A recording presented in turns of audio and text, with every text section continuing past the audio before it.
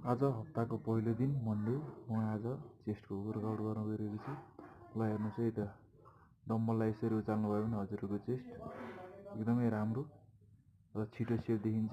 यो एक्सर्साइज गर्दाखेरि हाम्रो सोल्डर अनि ब्याक ट्राइसेप अनि चेस्ट तीनै एक्सर्साइज हुन्छ है। यो एक्सर्साइज पनि हजुरहरूले 10 to 12 को रेपिटेसन 3 सेट लगाउनु भयो भने अनि अब अर्को एक्सर्साइज छ यही चेस्टकै डम्बललाई नै फेरि जोडेर अनि चेस्ट फटाउने काम गर्छ। यो पनि हजुरहरूले 10 to 12 को रेपिटेसन 3 सेट लगाउनु होला। यो एक्सर्साइज चाहिँ एकदमै महत्त्वपूर्ण मानिन्छ।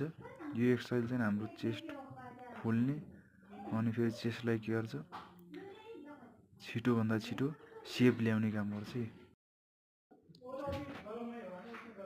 ल हेर यसरी गर्नुपर्छ हजुर। यो पनि 3 सेट लगाउनु होला 10 to 12 को या 15 को रेपिटेसन है।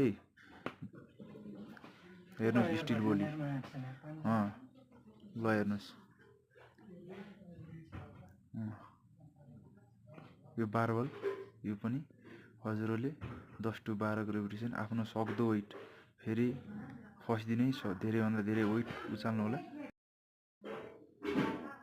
उचाल्नु होला र हजुरहरू फेरि फर्स्ट दिनै धेरै वेट नउचाल्नु होला। यो जति सक्छ त्यति मात्र गर्नु। यो चाहिँ सोल्डरको है, यो एकदम बेस्ट सोल्डरको बेस्ट एक्सर्साइज मानिजान्छ। यसले चाहिँ सोल्डरको मजबुत बनाउँछ है।